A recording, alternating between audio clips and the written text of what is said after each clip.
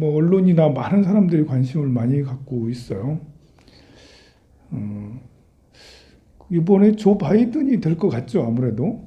트럼프는 지는 것 같은데,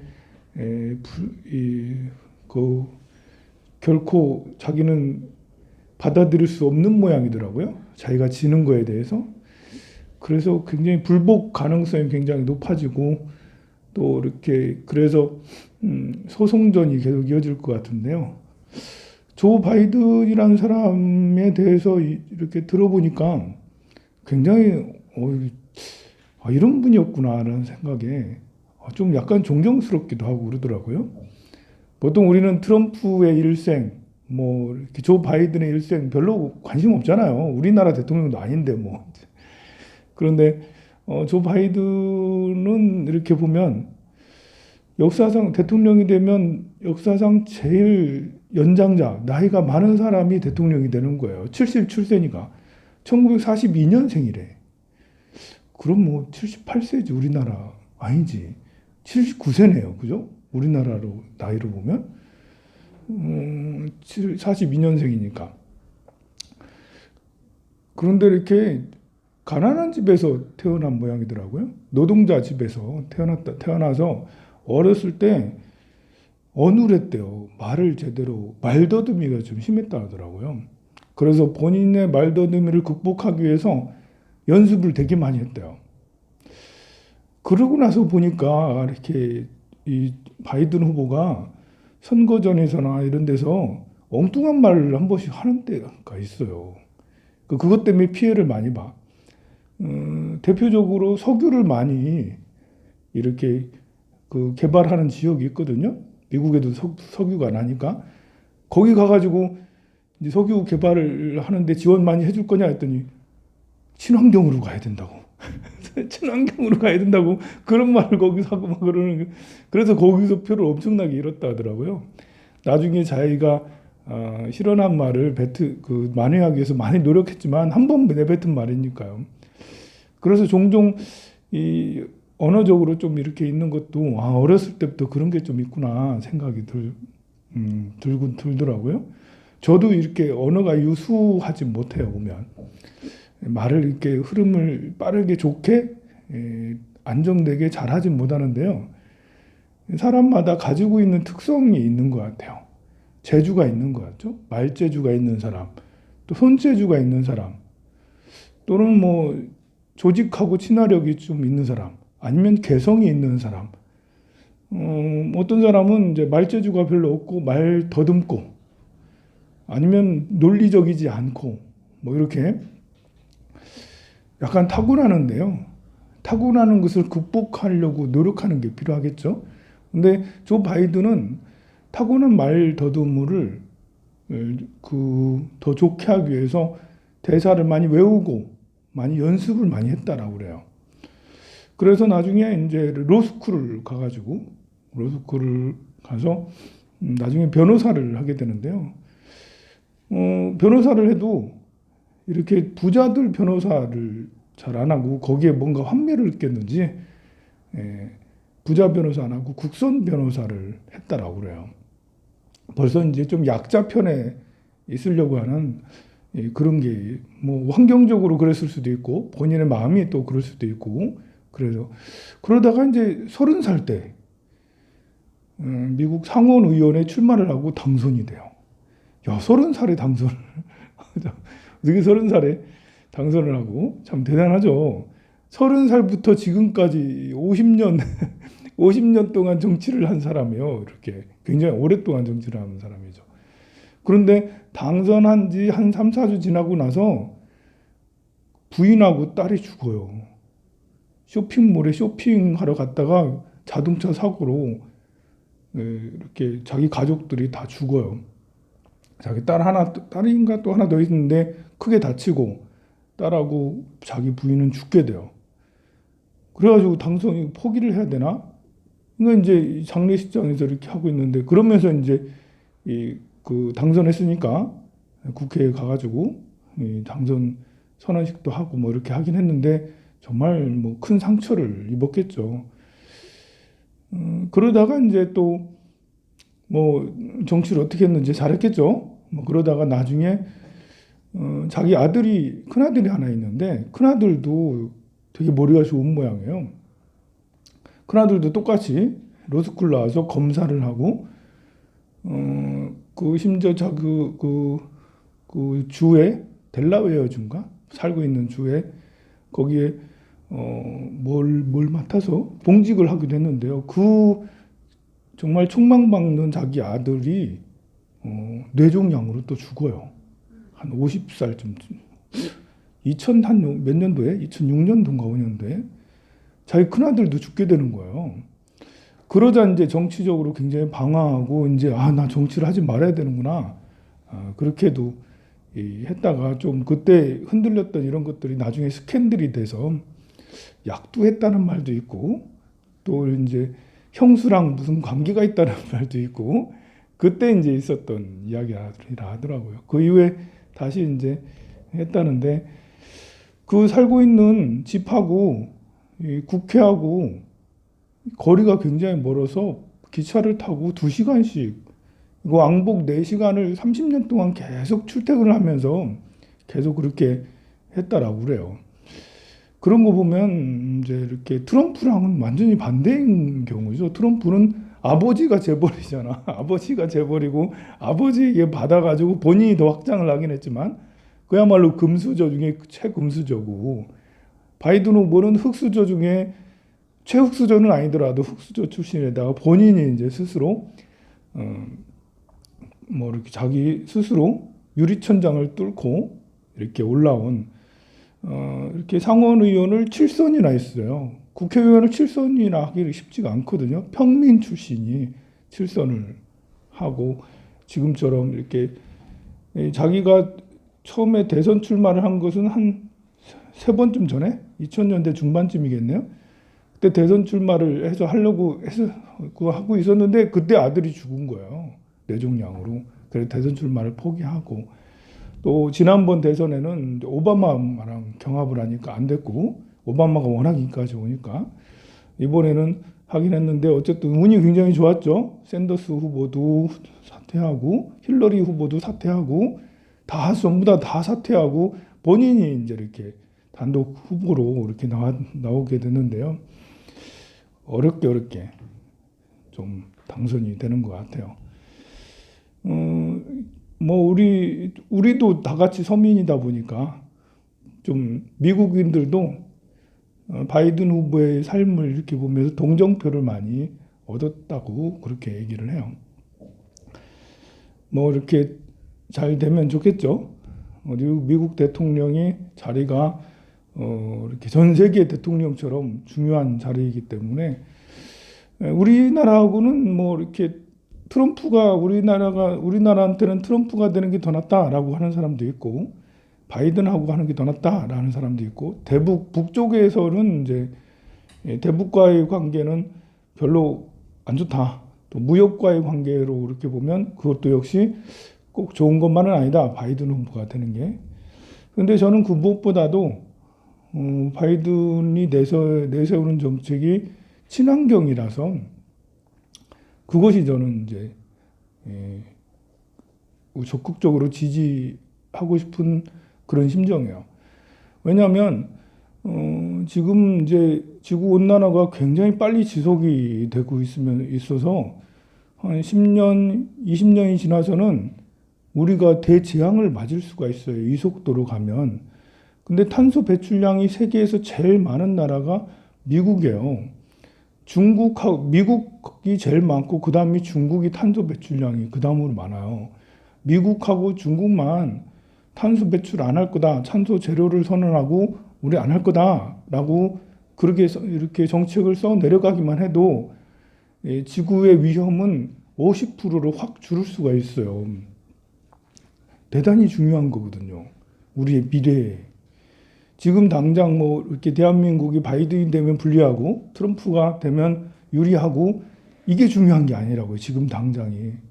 근데 20년 후에 지구가 어떻게 될 거라는 걸 생각한다면 하루빨리 그래서 바이든 후보가 되면 제일 먼저 할 거라는 게 파리 협약에 다시 가입할 거다라는 것을 제일 먼저 한다라고 그러죠.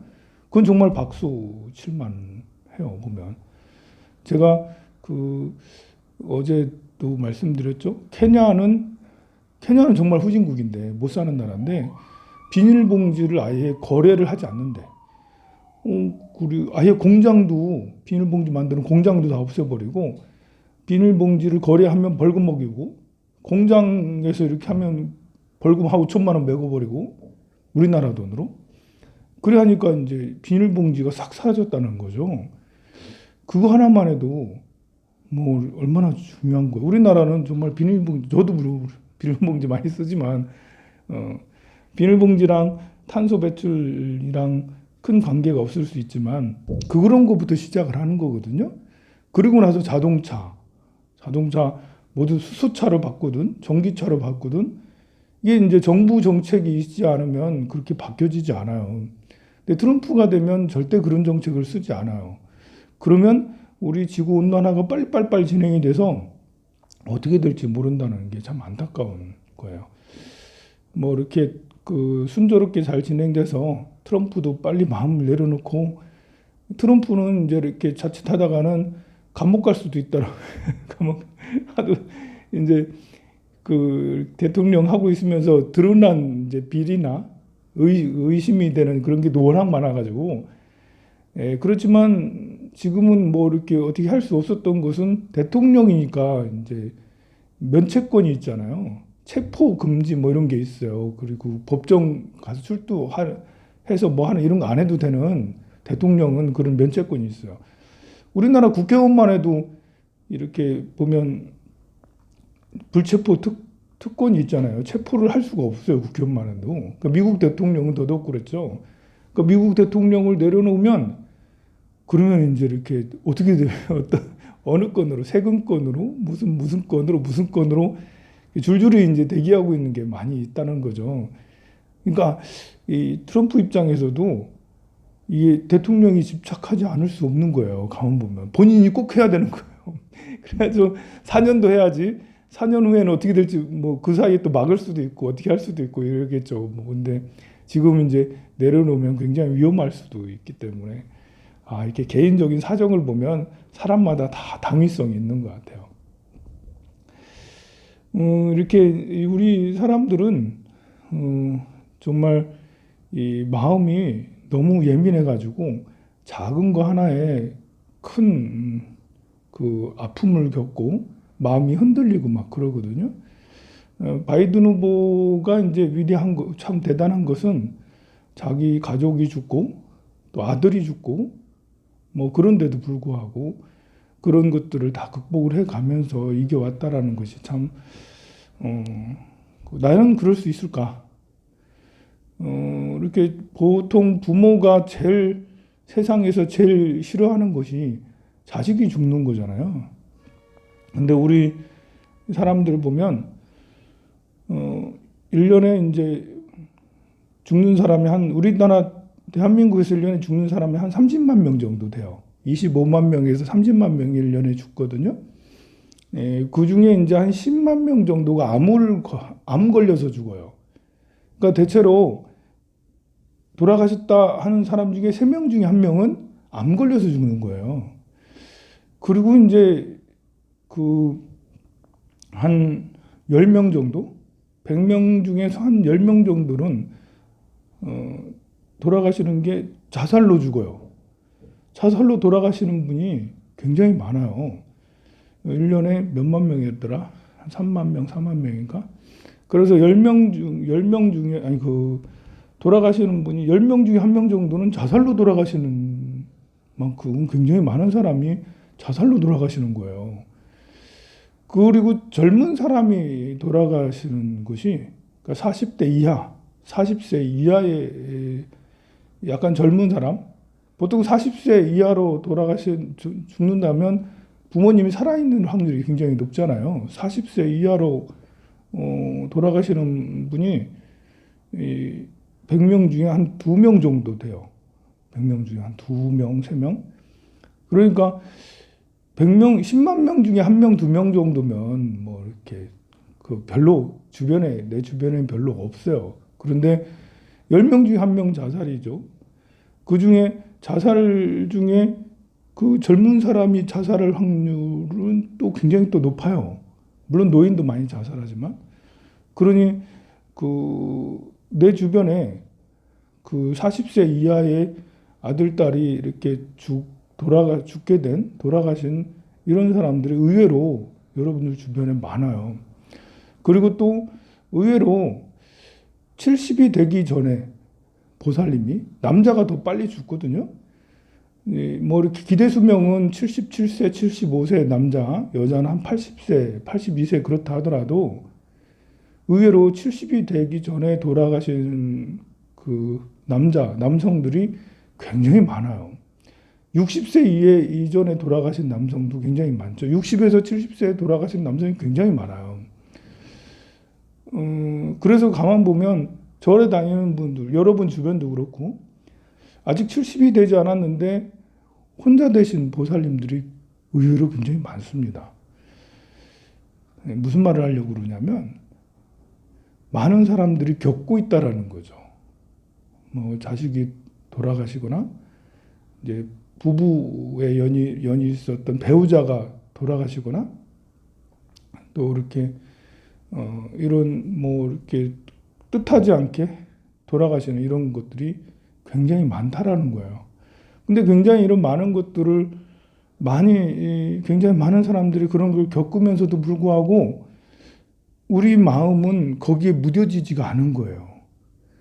다른 사람이 그랬다면 그냥 이렇게 그냥 애도할 수 있고 뭐 위로할 수 있는데 내가 그런 일이 벌어지면 상처가 너무 커서 너무 살아가기가 힘든다는 거예요.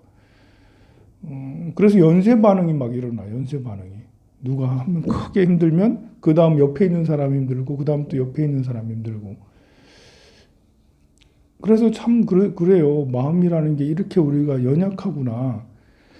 늘 우리 주변에 있는 일들인데 또 불구하고 그것을 극복하지 못하고 그러고 있다라는 것이 안타까운데요.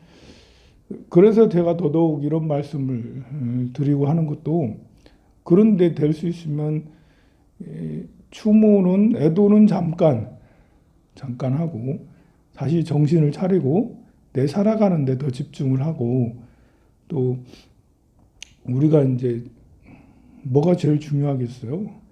행복이라는 게 제일 중요하잖아요. 일단 살아가는 50년, 100년이라 하더라도 단 10년을 살더라도 행복하게 살아가는 게 중요해요. 나의 행복을 외부적인 어떤 상황으로 인해서 나의 행복이 무너뜨리지 않도록 그렇게 내가 스스로 자기 관리하는 것이 저는 굉장히 중요하다고 생각을 해요.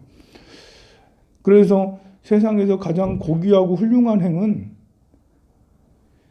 남을 이렇게 도와주고 뭐 이렇게 기부를 얼마금 뭐 몇천만 원, 뭐 몇억 원씩 기부하고 뭐 이런 게 아닌 것 같아요. 대통령이 되고 뭐 국회의원이 되고 뭐 재벌이 되고 이게 훌륭한 행위 아니고 제일 훌륭한 행은 자기 자신이 긍정적이 되는 게 제일 훌륭한 행 같아요. 나를 긍정적인 사람으로 만드는 거. 이것이 가장 훌륭한 행 같아요. 이거보다 더 훌륭한 건 없는 것 같아요. 내 자신을 긍정적으로 만들기 위해서 긍정적으로 만든다는 것은 이기적이라는 게 아니에요. 이기적이 되면 이렇게 긍정적이 될 것 같아도 부정적인 사람이 이기적이 많이 돼요. 의외로 이기적인 사람은 부정적이 되기가 쉬워요. 왜냐하면 이기적이라는 것은 나누지 않는다는 거잖아요. 내 것만 찾는다는 거잖아요. 근데 세상은 나한테 돌아오는 양이 한계가 있어요. 총량의 법칙이 있잖아. 남이 성공할 확률이 더 높아요? 내가 성공할 확률이 더 높아요? 남이 떡을 더 많이 갖게 될 확률이 높아요? 내가 떡을 더 많이 갖게 될 확률이 높아요? 대체로 나한테 좋은 일이 생길 확률보다는 남에게 좋은 일이 생길 확률이 더 높아요. 특정한 A하고 B랑 비교하면 비슷할 수 있겠지만 좋은 일이. 근데 나와 남을 얘기하면 남은 다수잖아요. 1대 다수잖아요. 1대 다수인 누군가는 성공하게 되고 누군가는 잘 나가게 되고 누군가는 부자가 되고 누군가는 행복하다고. 근데 나는 혼자라고요. 그러니 확률상 내가 늘 지는 게임이 될 수밖에 없어요. 남보다 잘 되기가 어렵다라는 거죠, 내가. 그래서 남하고 비교하면 늘 실패할 수밖에 없는 게, 늘 괴로울 수밖에 없는 게 그런 원리잖아요. 근데 이기적이라는 것은 내 것만 챙긴다는 거잖아요. 남에게 나누지 않고. 그러면 대체로 좋지 않은 일들이 계속 연속적으로 일어나기가 쉬워요. 우리는 상황에 민감하다고 그랬죠.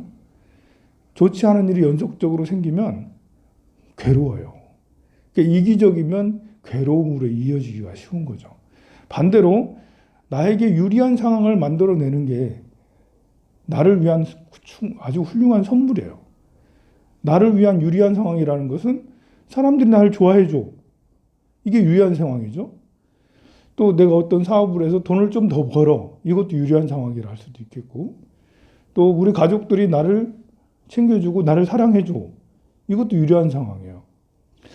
그래서 나에게 유리한 상황을 만들기 위해서 굉장히 노력을 하면 내가 긍정적이 되고, 또 긍정적이 될수록 또 유리한 상황이 더 많이 늘어나죠. 긍정적이라는 것은 다른 사람이 날 보고 기쁨을 느끼는 게 긍정적이라는 거죠. 그래서 이제 내가 힘들어도 자꾸 웃으라는 거예요. 우리가 이제 몸이 아프면, 감기 들으면, 여러분 감기 들으면 저도 그래요. 감기 들으면 내가 다 옷을 다 입고 마스크를 딱 쓰고 심각하게 콜록콜록 이러면서 좀 봐주지. 나 감기 들었는데 좀 봐주지. 이상하게 병이 들면 남한테 이렇게 인정받고 싶어요. 이렇게 위로받고 싶고. 그래가지고 병든 게 무슨 자랑도 아닌데 그렇게 쿨룩쿨룩 하고 다닌다니까요. 그래가지고 이 사람이 마음이 연약해가지고 병도 누가 이렇게 위로해준다고 특별히 뭐 병이 빨리 낫는 것도 아닌데도 오히려 자기 병을 자기가 더 만드는 만큼이나 이렇게 그 위로받고 싶어하는 마음이 커요. 근데 그런 것이 오히려 그래서 이제 내가 화나면 화나 있는 상태, 아픈 것뿐만 아니라 내가 화나 있으면 화나 있는 상태를 감추려고 하지 않아. 그런 사람도 있어요. 화나 있는 걸 감추려고 하는 사람도 있는데 화나 있는 것을 감추고 싶지 않고 오히려 드러내려고 하는 사람이 많아요. 집에서 아침에 부부싸움 막았어. 나 기분 나빠. 아니면 절에서 어제 스님하고 싸우든지 스님하고 이렇게 좋지 않았어. 그러면 이제 밤새 기분 나쁘겠죠. 그대로 와요. 그대로. 와서 이제 얼굴이 울그락불그락 해가지고 또 심각한 상태인 거예요. 내가 화났다는 것들을 광고하고 다녀. 사람들이 내가 화난 걸 알아주길 바래. 대단히 착각하는 거죠. 내가 화난 걸 사람들이 알아서 뭐 해요? 오히려 나한테 불리한 상황만 생겨요. 그렇게 되면. 내가 스님하고 어제 싸웠다 하더라도 오늘 다시 스님 만나서 아무렇지도 않은 듯 또 웃어가면서 시인님하고 이렇게 또 이렇게 하면 또 풀어지고 그럼 기분도 좋고 다른 사람들도 어제 스님하고 나랑 싸운 게 아무도 모르잖아요.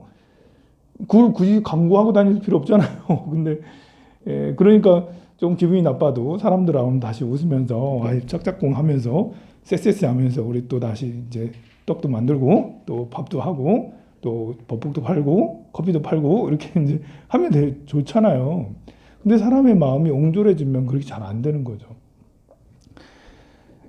그래서 나에게 유리한 상황을 만들기 위해서 최선을 다하는 게 나에 대한 가장 훌륭한 선물이고 세상에 대한 가장 훌륭한 보시고 선물이라고 저는 생각을 해요. 그래야지 나로 인해 사람들이 기뻐하면 그게 내가 유리해지게 되는 거거든요. 그러려면 이제 사람들도 나를 보고 용기를 얻을 수 있고 힘을 얻을 수 있고 그리고 행복해질 수가 있다는 거죠. 역시 나는 더 긍정적이 되고 그래서 세상에서 가장 고귀한 행동은 자신이 긍정적이 되는 거다. 그러면 어떤 상황에서도 이렇게 크게 잠깐 넘어졌다가도 다시 일어날 수 있어요. 그리고 그렇게 사람과 있을 때 더 힘이 나요. 나 혼자 있으면 그게 잘 안 돼요. 사람들은 같이 있을 때 긍정적인 사람이 같이 있을 때 더 긍정적이 되고요. 혼자 있으면 부정적인 사람이든 긍정적인 사람이든 다 부정적이 돼요. 대부분.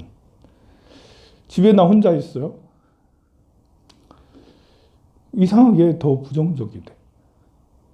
부정적인 사람은 더 부정적이 되고요. 긍정적인 사람조차도 부정적이 돼요.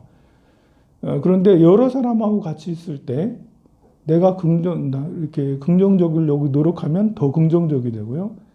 부정적인 사람도 갈등은 있겠지만 그 갈등을 극복하려고 노력할 때 꼭 내가 긍정적이려고 노력하지 않아도 갈등을 극복하려고 노력할 때 그 사람은 계속해서 더 성장할 수가 있죠. 어쨌든 여기까지만 하고요. 너무 많이 얘기했어. 내가 본래 108배를 하려고 했는데 해도 되겠죠? 하려고 하는 사람이 없는 것 같아요. 108배 해야죠, 그죠? 합시다. 노는 뭐 하겠어요, 지금. 여러분들 집에 가서 뭐 하겠어요. 20분 동안 절이라도